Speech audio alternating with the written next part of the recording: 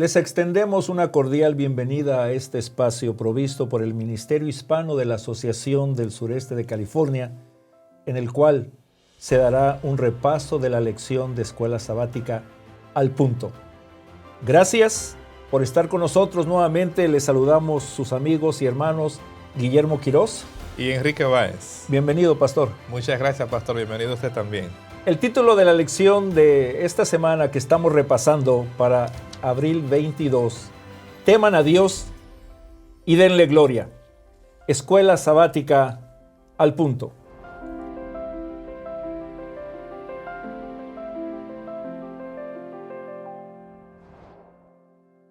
Los puntos que vamos a repasar y a sostener durante el repaso de esta semana: los vencedores en el Apocalipsis, temen a Dios y le dan gloria.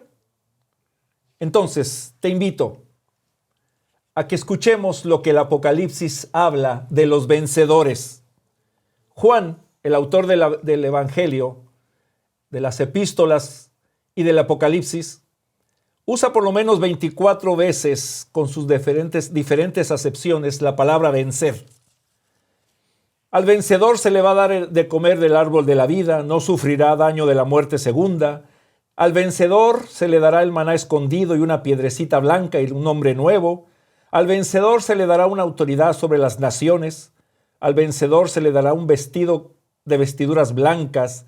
No se le borrará su nombre del libro de la vida, y reconocerá su nombre delante de mi Padre y delante de los ángeles. Al vencedor se le hará una columna en el templo de mi Dios, y al vencedor, a los vencedores y las vencedoras, se le concederá sentarse conmigo en mi trono.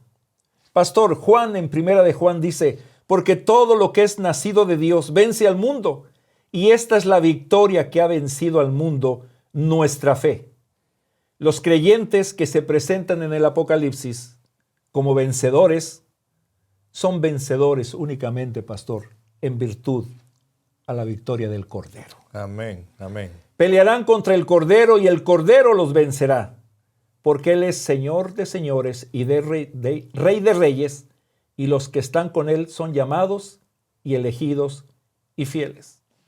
Por eso Juan con esa certeza pudo decir: no llores, he aquí el león de la tribu de Judá, la raíz de David, ha vencido. Y vuelve a decir: y ellos le han vencido por medio de la sangre del Cordero y de la palabra del testimonio de ellos, y menospreciaron sus vidas hasta la muerte.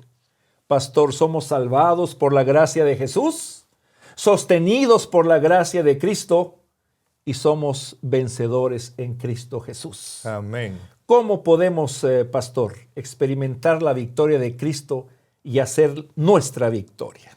Como ya usted lo ha mencionado, ¿verdad? Ellos le han vencido por medio de la sangre del Cordero y por el testimonio de la palabra. Es en Cristo. Ya Amén. Él obtuvo la victoria Amén. por nosotros, y en Él somos más que vencedores. Me gusta esa declaración, pastor, que Pablo hace en Romanos, que de paso es el mismo lenguaje de vencer. Pero es interesante, nosotros hoy, pastor, cuando pensamos en un vencedor, por ejemplo, uso el ejemplo no porque me guste el boxeo, pastor, porque ni a usted ni a mí nos gusta el boxeo, ¿verdad? Pero en el contexto del boxeo, un vencedor es el que aguantó un poco más que el otro. Correcto. Pero ambos van al hospital. Correcto. Personas, pastor, que participan en un maratón, el vencedor con frecuencia también hay que llevarlo al hospital.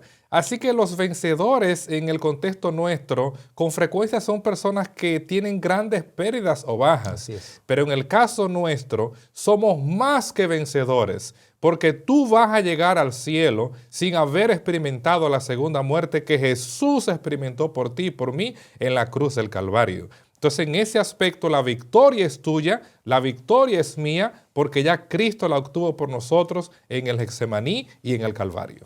Por eso, pastor y queridos oyentes, no debemos de perder de vista que el mensaje del Apocalipsis, como estudiamos la semana pasada, es Cristo Jesús, el Cordero de Dios, y somos salvos por la gracia de Cristo Jesús. Amén. Dos características muy importantes de los mensajeros del primer mensaje angelical de Apocalipsis 14. Tienen una vida enfocada en Dios. Y cuando decimos una vida enfocada en Dios, se traduce en dos conceptos, mi querido pastor. Temer a Dios Así es. y darle gloria. Temor a Dios, esa palabra ya me dio miedo, pastor. Temor a Dios. Explíqueme, por favor, ¿qué significa realmente en la Biblia tener temor a Dios? Bueno, pastor, debo señalar, ¿verdad?, que esa palabra, aún en español, nosotros usamos la palabra fobia. Fobia. ¿Verdad? Hay gente que tiene fobia a las alturas, a la oscuridad. Hay diferentes causas de fobia, pero menciono la palabra fobia porque el texto o la palabra griega es muy parecida a nuestro término en español fobia porque es fobeo.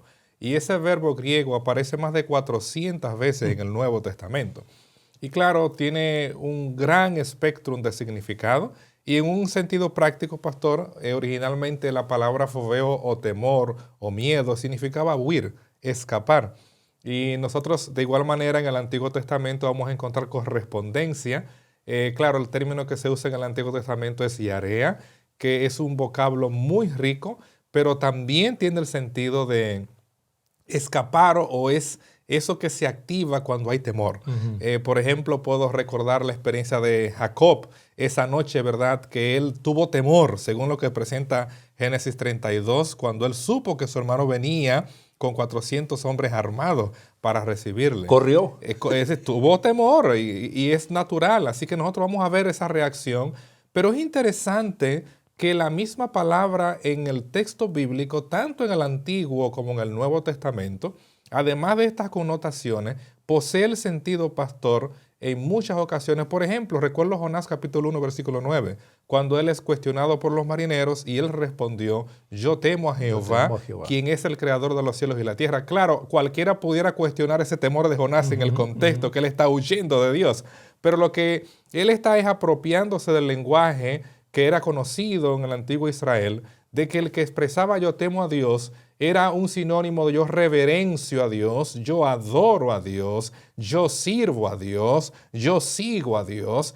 Y en ese sentido hay un pasaje, pastor, que me gustaría de manera rápida, pero puntualizar con mis hermanos y amigos, que está en Deuteronomio, capítulo 6, donde allí encontramos en un sentido lo que el texto nos habla en Apocalipsis de temer a Dios.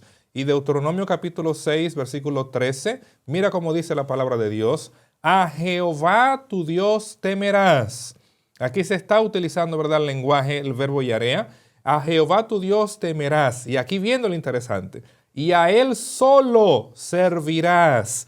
En otras palabras, tú te das cuenta que se usan dos verbos, temer y servir, que nosotros sabemos que son usados en sinónimo, con un sentido sinónimo. Y eso nos ayuda a explicar. Entonces, el verbo temer implica servir a Dios, implica obedecer a Dios, implica amar a Dios. Por eso el sabio en Eclesiastés lo dijo, el fin del discurso oído es esto, teme a Dios y guarda sus mandamientos, porque el temer a Dios, el temor a Jehová es el principio de la sabiduría, es la lealtad, es el servicio que tenemos con nuestro Dios. Añado dos versículos más, pastor. Josué 24:14 dice también el concepto que usted explicó, temed a Jehová y servidle con integridad en verdad. Y primer libro de Samuel, capítulo 12, versículo 24, temed al Señor y servidle en verdad con todo vuestro corazón. Temor al Señor es más que miedo a Dios.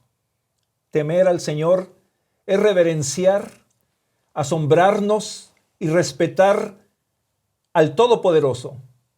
Temer a Dios significa lealtad absoluta a Dios y entregar totalmente nuestra voluntad a Él, y es tener una vida enfocada, siendo Cristo Jesús, siendo Dios y siendo el Espíritu Santo el centro de nuestra vida. Qué hermoso este pensamiento, pastor. Los vencedores del Apocalipsis hacen de Jesús, de Dios y del Espíritu Santo el centro de su vida. Amén, amén. Y precisamente, ¿verdad?, esto está en acorde con que Jesús es el autor y consumador de nuestra salvación, y por eso debemos de centrar nuestra vista, nuestra atención en Él, porque Él es nuestro Dios, Él es nuestro Salvador. Otro punto de la lección, mi querido pastor, es la gracia y el legalismo. Mm. Se nos acusa, o se acusa al pueblo de Dios, se acusa a los que obedecen los mandamientos de ser legalistas. ¿Cómo yo puedo asociar el temor a Dios con la obediencia? ¿Cómo evitar que se nos acuse de legalistas? El peligro de darle mucho énfasis a la gracia y olvidarnos a la ley. ¿Qué podemos hacer, pastor? Bueno, voy a señalar esto así, pastor. Uno de los primeros incidentes donde encontramos el lenguaje, aunque la gracia de Dios está presente desde la creación hasta la recreación. Pero cuando nosotros recordamos la experiencia del diluvio, el texto dice que halló Noé gracia Amén. Ante los ojos de Dios. Estoy citando Génesis capítulo 6, versículo 9. Interesante que en el texto original mencionó esto así. El nombre Noé, pastor, se escribe con las mismas letras a la inversa del sustantivo gracia en hebreo. Es decir, Noah, como se pronuncia en hebreo, y Gen tiene las mismas consonantes a la inversa. Y vemos que Noé encontró gracia y Noé amó a Dios y obedeció todo lo que Dios le indicó. Es un ejemplo de la perfecta gracia y la obediencia. Y cada persona que experimenta la gracia de Dios, es evidente que la obediencia es parte. Como ya citamos, ¿verdad? En la experiencia de Abraham, en el capítulo 22 de Génesis, en el versículo 12, se cita que cuando Abraham está dispuesto a sacrificar a Isaac, el mismo ángel de Dios, el ángel de Jehová, le dice: ahora sé que temes a Jehová porque no me has rehusado a tu único hijo, sino que has obedecido mi voz.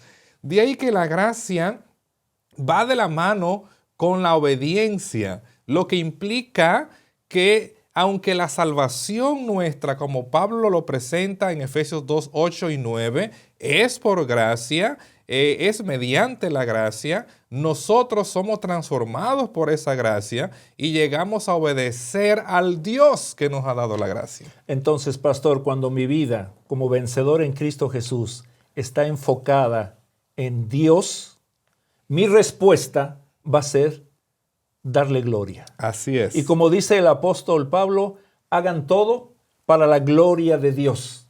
Por eso él decía, querido hermano, hermana, porque para mí el vivir es Cristo. Ya no vivo yo, mas vive Cristo en mí. Un creyente que tiene su vida centrada en Dios solo vive para agradarle a Dios en todo. ¡Qué desafío! ¡Qué privilegio! ¡Qué honor! Por eso podemos decir, gloria a Dios significa en la vida práctica que todos nuestros actos y toda nuestra manera en que vivimos le va a honrar. Dar gloria a Dios significa ver todo desde el punto de vista de Dios. Hacemos todo para honrarle y glorificarle. Un estilo de vida que adore a Dios. Por eso el apóstol Pablo en Efesios 6:6 dice, no sirviendo al ojo como los que quieren agradar a los hombres, sino como siervos de Cristo de corazón, haciendo la voluntad de Dios. Qué hermoso poder decir, pastor, que los vencedores en el libro del Apocalipsis se caracterizan porque Dios es el centro de su vida. Amén. Y porque su vida demuestra que Dios es el centro de su vida. Amén. Amén. La gracia y la obediencia en el libro de Apocalipsis. Esto ha sido Escuela Sabática al Punto.